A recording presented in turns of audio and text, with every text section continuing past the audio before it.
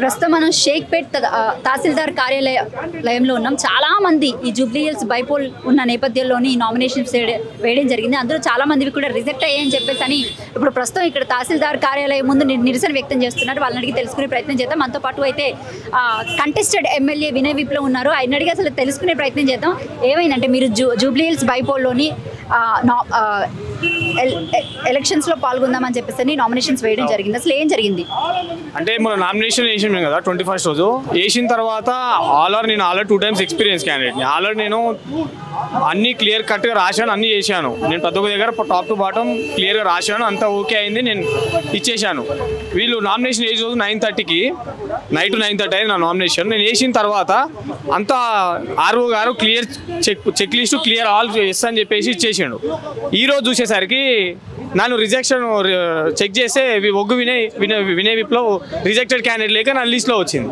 అరే ఇదేంది, మనం అన్నీ కరెక్ట్ ఇచ్చినాం, నా మీద ఏమి కేసులు లేవు, నా మీద ఇట్లాంటి ఆరోపణలు లేవు, భూములు నా పేర్లు ఏమీ, నేను తప్పు ఏమీ లేదు రాజ్యాంగాన్ని.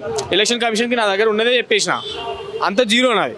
అయినా కానీ నన్ను రిజెక్ట్ చేయడానికి కారణం ఏందని అడిగితే పొద్దుగాల వచ్చినా మేము ఇప్పటిదాకా ఇవ్వలేదు.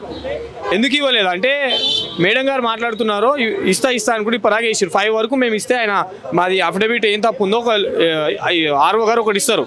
ఆ పేపర్ తీసుకెళ్ళి ఈసీకి పోయి కంప్లైంట్ ఇద్దాం, మమ్మల్ని ఎందుకు రిజెక్ట్ చేసారు. మరి అదర్ క్యాండిడేట్ ఈ బీజేపీ అండ్ కాంగ్రెస్ క్యాండిడేట్లో కూడా లూట్ ఫాల్స్ ఉన్నాయి, వాళ్ళని యాక్సెప్ట్ చేసి మమ్మల్ని ఎందుకు చేయరని చెప్పేసి అడిగితే వాళ్ళ గురించి మేము చెప్పాం, మీరు ఎక్కువ మాట్లాడితే మీద ఎఫ్ఐఆర్ చేస్తాం, మీరు ఎక్కువ మాట్లాడితే ఎఫ్ఐఆర్ చేసి పడేస్తాం. మిమ్మల్ని బెదిరించే ప్రక్రియ ఏమైనా జరిగిందో?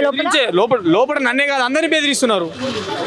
వాళ్ళది ఎందుకని మేము ఆబ్జెక్షన్ అడిగితే ఇప్పుడు ఏ ఆర్ఓ గారినైనా వేరే వాళ్ళ క్యాండిడేట్ మీద ఆబ్జెక్షన్ చేయొచ్చు. ఇప్పుడు ఫర్ ఎగ్జాంపుల్ ఒక క్యాండిడేట్ ఉన్నాడు, నేను ఎమ్మెల్యే క్యాండిడేట్ని, ఈయనకు 3 పిల్లలు ఉంటే 2 అని పెట్టినని చెప్పేసి నేను ప్రూఫ్ ఉంటే నేను ఆబ్జెక్షన్ చేస్తే దాన్ని ఆర్ఓ ఎంక్వైరీ చేసి దాని నిజమా కాదని ఎంక్వైరీ చేసి నామినేషన్ రద్దు చేయాలా లేకపోతే యాక్సెప్ట్ చేయాలనేది ఉంటుంది. ఆ రూల్ కాకుండా మొత్తం రాజ్యాంగ విరుద్ధంగా ఈరోజు జూబ్లీస్ బై ఎలక్షన్ నడుస్తుంది. కాంగ్రెస్ హ్యాండ్ ఓవర్లో రేవంత్ రెడ్డి హ్యాండ్ ఓవర్లోనే నడుస్తుందని నాకు పర్టికులర్గా అర్థమవుతుంది. ఎందుకంటే ఈరోజు బీజేపీ క్యాండిడేట్ దీపక్ రెడ్డి గారికి 3 కాలమ్స్లలో డాట్ అని పెట్టిండు. మరి ఆయనకి ఎట్లా యాక్సెప్ట్ చేస్తారు? ఆయన కూడా రిజెక్టెడ్ కావాలి కదా. పర్టికులర్గా మీ నామినేషన్ రిజెక్ట్ చేయడానికి మీకు ఏమైనా అనుమానాలు ఉన్నాయా? అసలు ఖచ్చితంగా అనుమానాలు ఉన్నాయి మేడం. ఇప్పుడు అనుమానాలు ఏంటంటే ఇప్పుడు నేను ఒక యూత్ లీడర్ని, ఆల్రెడీ కలవకుర్తిలో పడితే 11 ఓట్లు వచ్చినాయి. ఈరోజు ఇక్కడ కనుక నేను పోటీ చేస్తే ఇంకా ఏ విధంగా ఉంటుంది, ఏ విధంగా ఇంపాక్ట్ ఉంటుంది అని చెప్పేసి గ్రౌండ్ లెవెల్లో వాళ్ళు తీసుకెళ్ళి అన్ని తెలుసుకున్నారు కాబట్టి రిజెక్ట్ చేశారు. ఇప్పుడు ఇంకొకటి ఇంటెలిజెన్స్ కాల్స్ అందరికీ పోవాలి కానీ నాకెందుకు వచ్చినాయి మేడం? ఓన్లీ రిజెక్ట్ అయిన క్యాండిడేట్స్కే వచ్చినాయి ఇంత 182 మెంబర్స్లో.